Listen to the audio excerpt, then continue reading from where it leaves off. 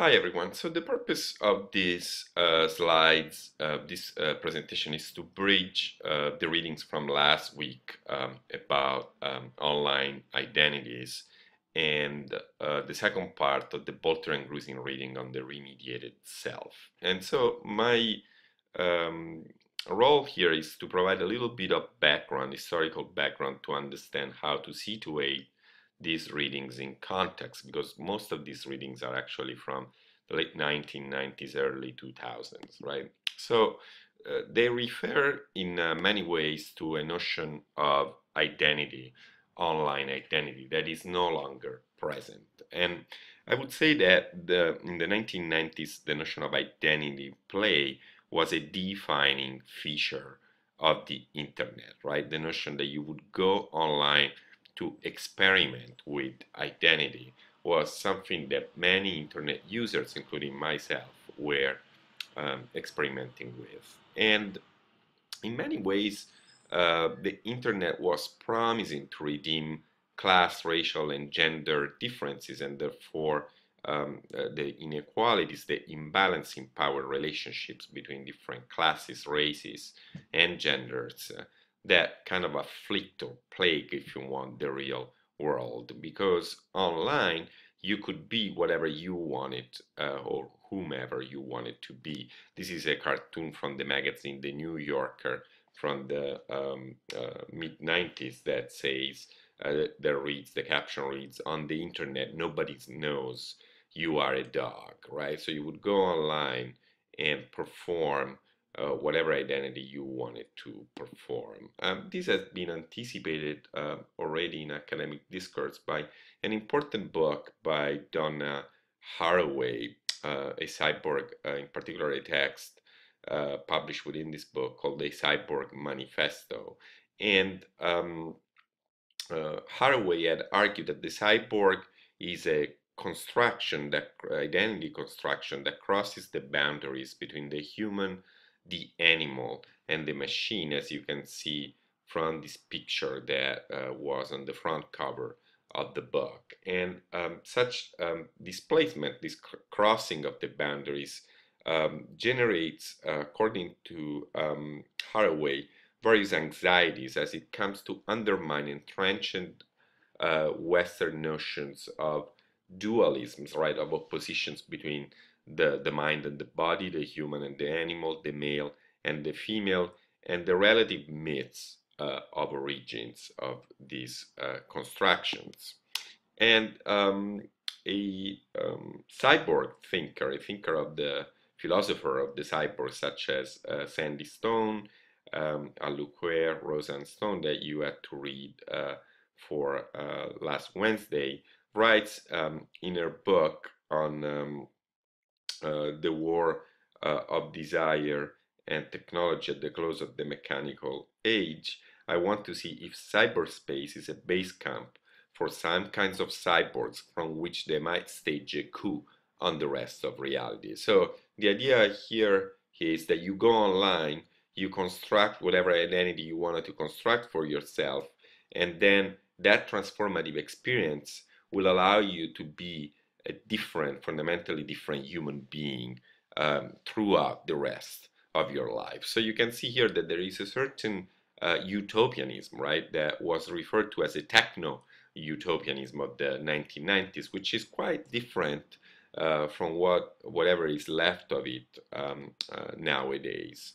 So another important text, this is the Declaration of Independence of Cyberspace, written by John Perry Barlow, a co-founder of the Electronic Frontier Foundation and a lyricist back in the 1960s and 70s of the Grateful Dead. So Barlow writes to the industrial governments of the world in the Declaration of the Independence of Cyberspace, is addressing it to the industrial governments of the world. We are creating a world that all may enter without privilege or prejudice accorded by race, economic power, military force, or station of birth. Your legal concepts of property, expression, identity, movement, and context do not apply to us. They are all based on matter, and there is no matter here. But is it really true that there is no matter in cyberspace online?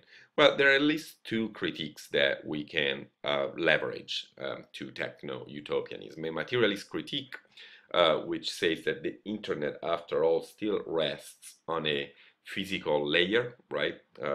Like we're using physical machines, we are relying on physical cables that are produced through materials that are extracted from the natural world.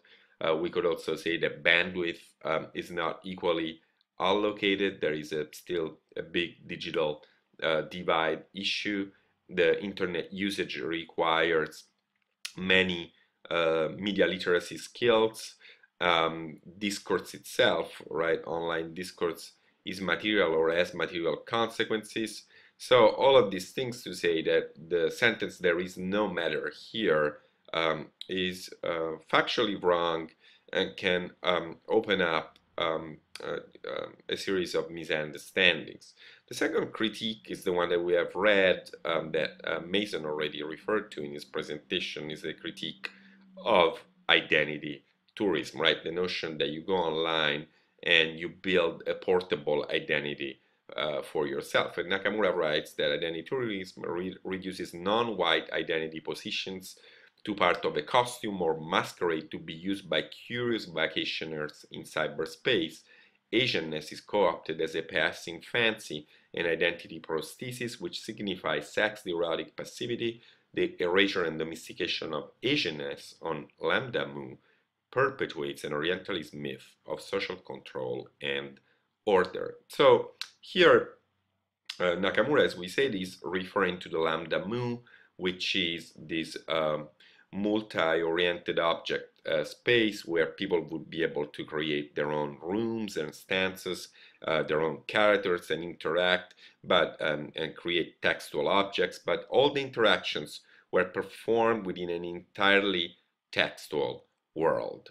So we can say that this sublimation of real world identities that infused the 1990s techno-utopianism was enabled by technical limitations, right? The low bandwidth. You would go online with a very slow internet connection, and therefore, like most of the communication, the large majority of it was not visual, but was based on textual interactions, textual chats, textual listservs, textual the first textual websites, right? So, in a certain sense, this internet architecture, right, made anonymous or pseudonymous culture the default, right? You would never be sure who you were talking to. Now, if in Lambda Mu you could be whoever you wanted to be, right? You wouldn't go online in Lambda Mu to say I'm Marco De Harris and I live in Boston and I teach at Northeastern, but perhaps I would be, you know, a woman or an animal or anything I wanted to be.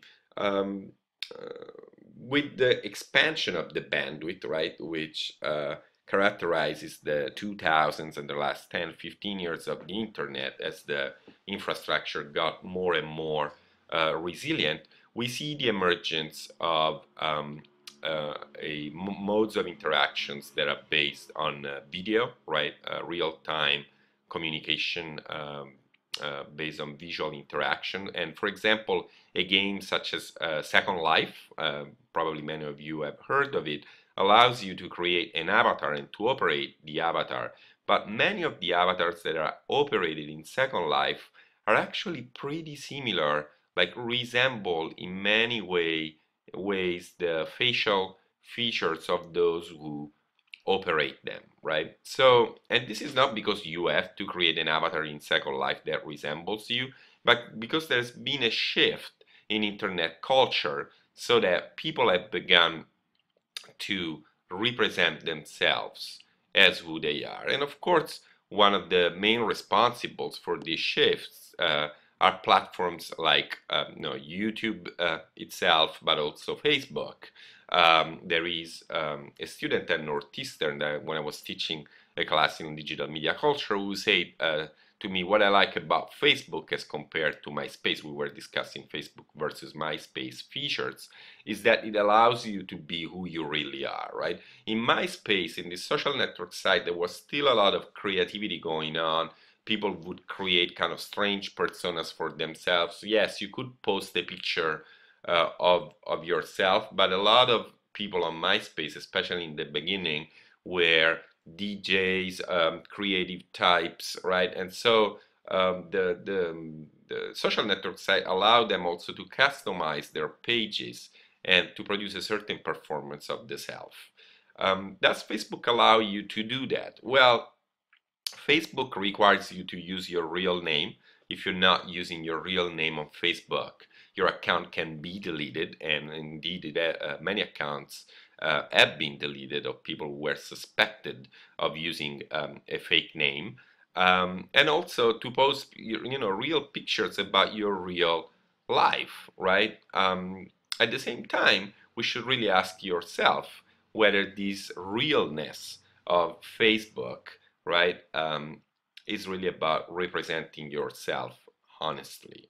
Now, coming to existence, I'm going to ask you three questions, right? And whether you answer the questions on the blog or we'll discuss them in a chat, we'll see how we'll handle that. But I want you to reflect on how the human body and subjectivity is remediated in the movie by reading, of course, the Bolter and Grusin text on the remediated self.